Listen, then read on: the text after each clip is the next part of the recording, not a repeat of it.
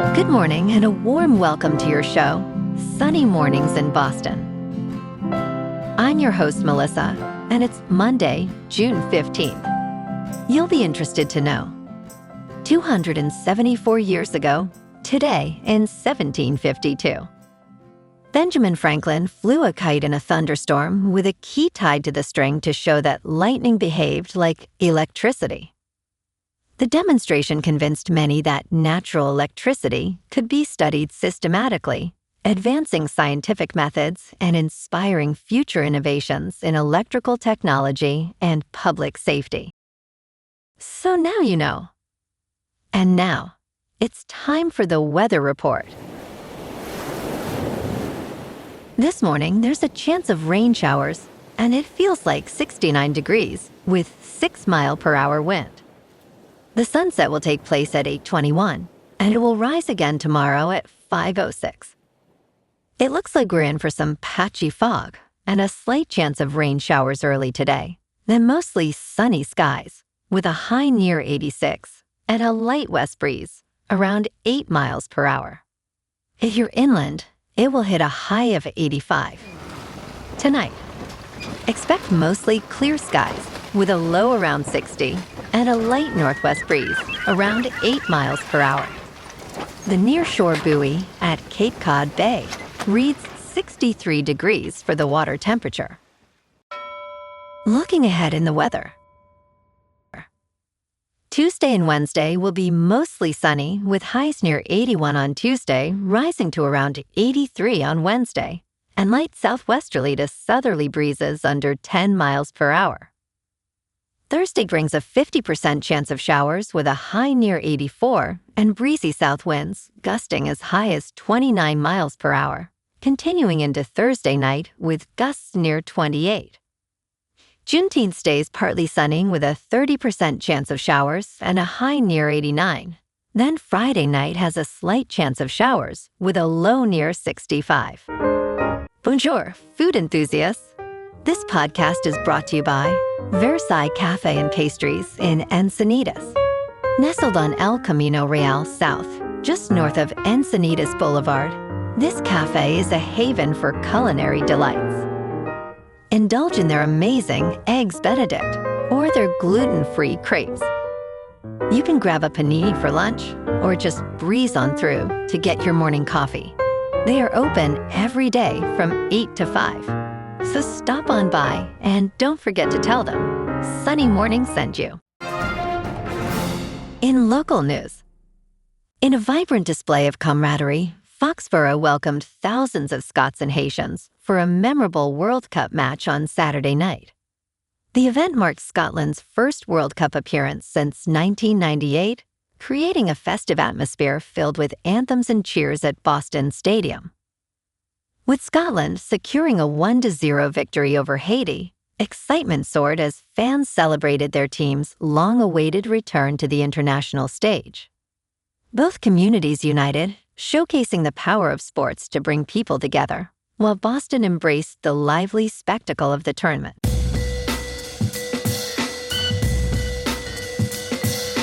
Now on to sports. Carolina's Jordan Staal wins the Conn Smythe Trophy as playoff most valuable player, the oldest on record at age 37. Rod Brind'Amour, the Hurricanes coach, praised Staal's leadership, stating, "We're not here today without Jordan Staal." Staal, a two-way shutdown center, led the Hurricanes to their second championship, scoring 6 goals in the final against the Golden Knights.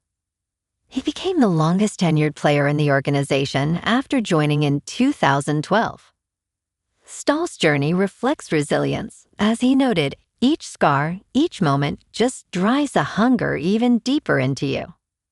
His remarkable performance solidified his legacy in Carolina. In local sports, the Red Sox are back at Fenway tomorrow night at 6:45 to take on the Blue Jays. Peyton Tall gets the ball against Dylan Cease in a crucial homestand. Boston is sitting at 29-29 after dropping yesterday's game to Texas and getting swept down in Tampa earlier this week. This is a chance to start climbing back into the division race, and the offense needs to show some consistency against a workhorse like Cease. The Sox took 2 of 3 from the Rangers, but couldn't close it out Sunday. Wilson Contreras homered twice in the loss, going 3 for 4, but it wasn't enough. Connolly early couldn't get out of the 5th, and Nathan Eovaldi shut them down for Texas. First pitch tomorrow is 6:45. Meanwhile, the Celtics are making serious moves on the trade front. Boston is pursuing Giannis Antetokounmpo in a Blockbuster deal that would send Jaylen Brown to Milwaukee. Brown had a career year averaging 28.7 points, but landing a generational talent like Giannis alongside Jayson Tatum could reshape this team.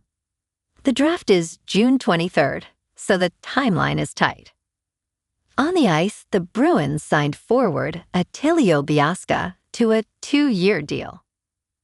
The 23-year-old just won a Swiss championship and gives Boston another option heading into the draft at the end of the month. In top news, an organic baby formula brand is being voluntarily recalled after 3 infants diagnosed with infant botulism were hospitalized. According to a notice from the Food and Drug Administration, the affected infants consumed Nara Organics powdered infant formula, sold at Target stores throughout the United States. The Centers for Disease Control and Prevention confirmed the cases in California, Washington, and Pennsylvania. Fortunately, all 3 babies were successfully treated, with no reported deaths. Customers should stop using the affected products immediately and can request refunds online or return them to Target stores.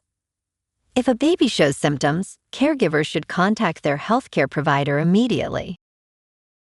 In business news, defaults in debt markets are starting again, warns PIMCO. Here is the bond giant's game plan. Investors should be getting their portfolios back to that 60% to 40% balance, says the influential bond fund firm. With defaults set for a comeback and stock market valuations looking stretched, investors should be turning to fixed income to help anchor portfolios, says bond fund giant PIMCO. After years of effortless returns, the default cycle is reasserting itself, and we expect significantly higher losses and lower quality credit, such as leveraged and private direct lending. A team at the $2 trillion management firm, led by Richard Clarida, said in a recently published outlook. In crypto movement, Bitcoin is up 4% over the weekend to just under $66,000. Ethereum is up 3% to just over $1,700. And XRP is up 4% to $1.19. Moving on to a more local vibe. In our community spotlight on health and wellness, we are working with a national Pilates studio to bring you some free classes, so listen up. Check out Club Pilates, with several locations in the Boston area. Pilates presents a comprehensive wellness approach, cultivating strength, reducing tension, and elevating mental well-being. Scientific research affirms its benefits.